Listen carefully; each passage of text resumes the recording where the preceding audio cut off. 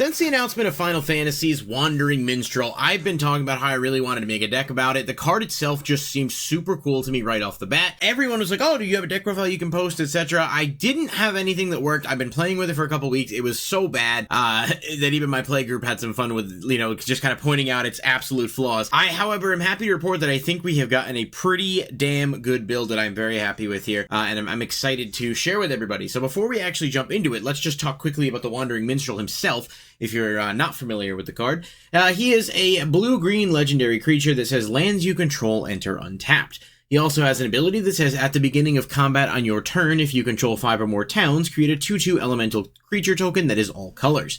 And lastly, for 3 and Wooburg, you can give all other creatures you control +X until end of turn, where X is the number of towns you control. Now, Final Fantasy gave us a bunch of towns, obviously, and none of them are all that great, with a few exceptions, but you have to play them in the deck in order to really maximize his ability.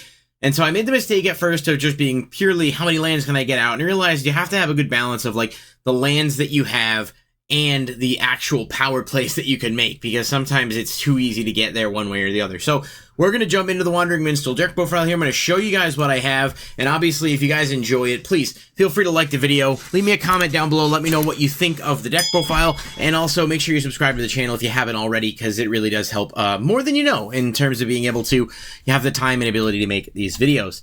So I will post the Architect link. I'm not going to try to make this take an hour, because I know some people will talk about stuff for far too long with a deck profile, but I will put the link there so you guys can view it yourself. We're going to start off with the artifacts. Architect has a weird sorting thing that sometimes I feel just doesn't go the way I want it to. So we got 7 artifacts in here. Arcane Signet, Greaves, Boots, Soul Ring. Don't need any explanation. I think being able to have the boots to keep your commander safe, because he's so integral to a lot of what your strategy is definitely worth it. And then we've got Chromatic Lantern, just a very good card, and we play 5 colors, so having access to all 5 colors more easily in a deck that can spam lands is just too good to pass up. And then in terms of other cards, we have Talisman of Curiosity. I just like this as a mana rock that can help me to get to my commander sooner. And then we have Chocobo Racetrack, which is a 5-mana artifact that says when you play a land, create a 2/2 bird green creature token with whenever a land enters, this creature gets +1/+0 until end of turn. All of that to say, obviously Chocobo Racetrack is a very powerful card, and I thought it was okay, and then I'm like, the more I play it, the better I realize it is, because of how easy it is to get a lot of extra lands out, and you just start spamming tokens. So it's super powerful in that regard. Now, moving on to the creatures, this deck has 35 of them. I have gone back and forth with this number a bit, but it's pretty okay where it's at, and I know the screen's a little weird, so I'll make sure you guys can see it as I go through. So we'll just talk about them, sort of some basic stuff. AC Tyrant of Gyre Strait is just one of the best landfall cards in the game. Gives you a draw every time you play a land and lets you play an extra one. Needs no real explanation. Ancient Green Warden kind of doubles the ability of things that trigger when a land enters from a graveyard. So, no, I'm sorry, just a land entering at all doubles a trigger, which is incredibly powerful in this deck. He also has reach. Avenger of Zendikar, a big power creature that gives you a bunch of plants based on how many lands you have, and then you can also buff them when you play a land. This works really well with our commander, because we have a bunch more creatures to then buff up and swing with. Azusa is just really good, and you'll see I'll say the same about Loot, as well as Space Explorer over here, Dryad of the Elysian Grove, which is one of the cards that I now realize is off screen. Maybe this is a little better for you guys at this point. So yeah, Dryad, and those are all just kind of like extra lands, getting us where we need to go. Birds of Paradise, just the best mana door, because it is 5 colors. Courser of Prufix lets us play lands from the top. And the one I really wanted to mention is Bonnie Paul Clearcutter. Kind of an undervalued card, I think, from Outlaws of Thunder Junction. It costs 3 green and 2 blue, but it does say, whenever you attack, draw a card, then you may put a land from your hand or graveyard onto the battlefield. That's pretty powerful. Plus, he does create the Ox that gets token power equal to the number of lands you control. Just a really, really good card that may go under the radar for some people. So definitely worth a little bit of a bit of an extra look. And then we move on to some of the other cards here. Starting us off, we've got Elvish Reclaimer. I was on the fence about this card, but it's just really good. It's a very, very early buff creature. And it also lets you kind of filter through your lands, get access to utility lands you might need. So it's just really good. Elvish Spirit Guide, super important card in this deck, because if you open a blue and have this in hand, you can play your commander turn 1, which will put you super ahead of the game. Just in general, it's a decent card. We've got Gladiolus from Final Fantasy, good landfall trigger, also searches a land on entry, but I mean, +2/+2 and trample each time a land enters for any creature you control is very good. Lotus Cobras for mana. Lumra's another card that can really help us to kind of push for game, put pressure. It's very powerful, another strong creature. We need more of those in the deck in order to be able to kind of maximize their function a little bit, I think. And I didn't mean to go large on that. Whoops. We've got Mossborn Hydra, which is just one of the best landfall cards. And then Omnath. This is Omnath, Locus of Rage. And we've got Omo, Queen of Vesuva over here. Omnath, just one of the best ways to put a big board out. And then if your creatures die, you can deal 3 damage to any target. And Omo is just really good. It turns all your lands into towns. So you play a land, or you play Omo, and then you put a counter on land, and then the land suddenly becomes a town, etc. Just a really solid card that helps us to further buff what our commander can do. And then we go down to the next row. We've got Summon Titan, just another really, I think this card's super strong for green. Summon Fenrir, I like this. Not only is the artwork awesome, it has useful buffs and also ramps. So it's just a cool card. I like the Chocobo. I mean, there might be some better landfall options, but as an early turn play, it's really not that bad. And I think it can kind of get quickly pretty strong. Satyr Wayfinder, just a way to get some stuff in grave. You do have cards that let us access the grave to play lands like Ramunap Excavator. So, milling stuff doesn't always hurt us. Risen Reef, this card's insanely good. It or any elemental enters, you can look at the top card of your library. If it's a land, put it onto the battlefield. If not, it goes into your hand. But of course, we're making a lot of elementals with our commander, with Omnath, with other creatures that can bring elementals out. Risen Reef itself, so there are ways to get there in more ways than just one. And I think that's really important. Same Rampaging Baloth's over here, just a really good card. It says whenever a land you control enters, you create a 4/4 green beast that can buff you up pretty quickly in terms of board presence, and then your commander can give everything extra power. So I like it there.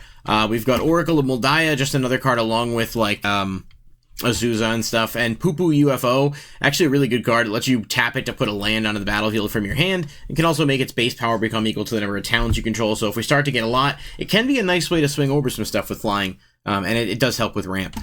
And then we've got Tatiova, just a really good landfall card. Necrobloom, another really good landfall card. I mean, just gives us tokens, gives us dredge to get stuff back. We've got Tireless Provisioner, which just a solid early game card that can do some stuff. Town Greeter, kind of the same thing. It does dig a little deeper for towns, but it also mills, so I like it.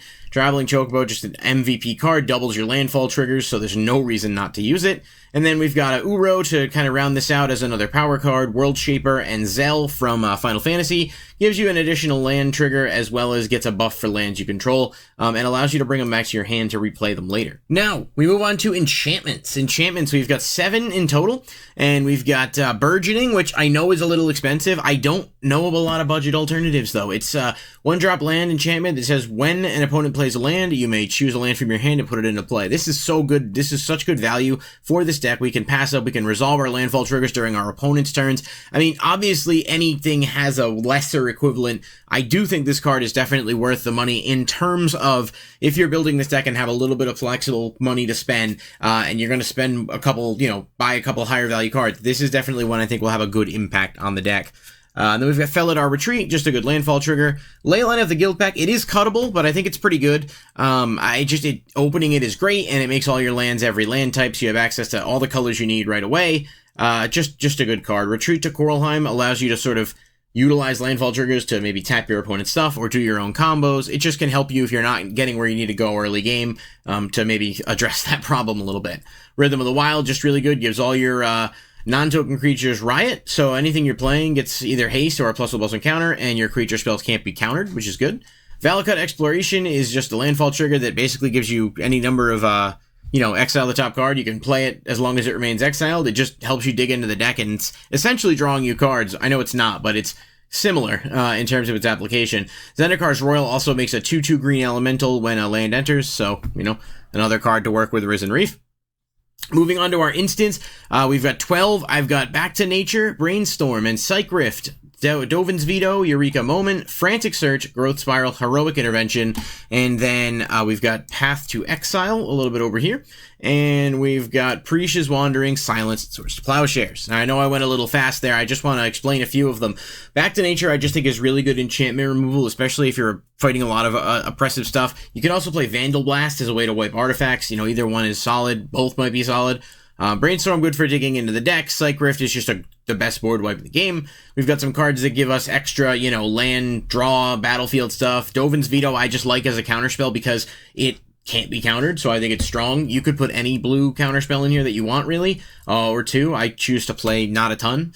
And then for the land base, I'm obviously not going to go into it in detail. You can see the land base for the deck in the description with the link, but I will talk about a couple things very quickly. There are 33 lands in here. I think that's a good number because we have so many ways to get access to lands faster. You don't want to have too many. But I really like the Dark Depths package. This card, for those of you unfamiliar, maybe some people don't know, when it enters, it gets 10 counters on it, and then you can pay 3 to remove a counter, and then once it gets to that, you create Merit Lage, which is a very powerful legendary 2020 indestructible flyer.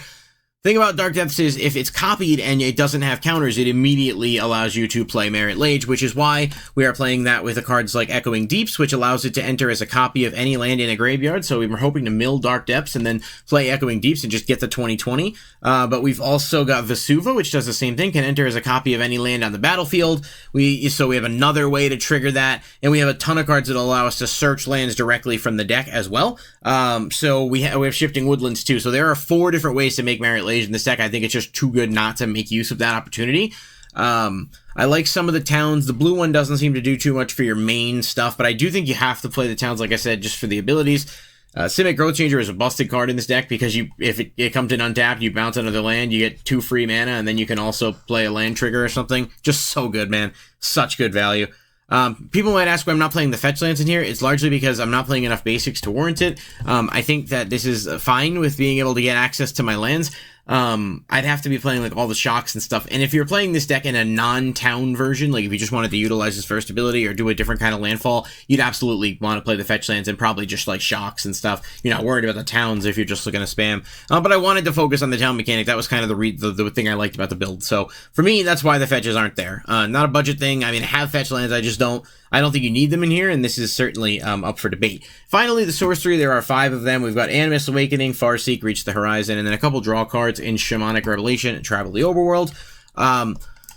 One of the things I'll tell you about this deck as a whole is that it definitely takes some getting used to, and this is far from perfect. I've been upgrading it. I still need to upgrade it more as I playtest with it. I think the commander has a ton of potential, but I do think there is a bit of a glaring weakness that comes in having to play so many tap lands, but that's kind of the nature of the game, and I think in order to make this deck work, we have to find a happy medium. So let me know what you guys think of this in the deck profile. If you have any, any thoughts about it either way, let me know in the comments section, because I'll definitely continue to tweak it. And if you guys are watching the video, whatever, you can find the link. I do appreciate those of you who took the time to watch, but I know a lot of people are just looking for the link, which is great. So if that's what you want, by all means, go ahead and check that out. But let me know, and I'll catch you guys in the next video.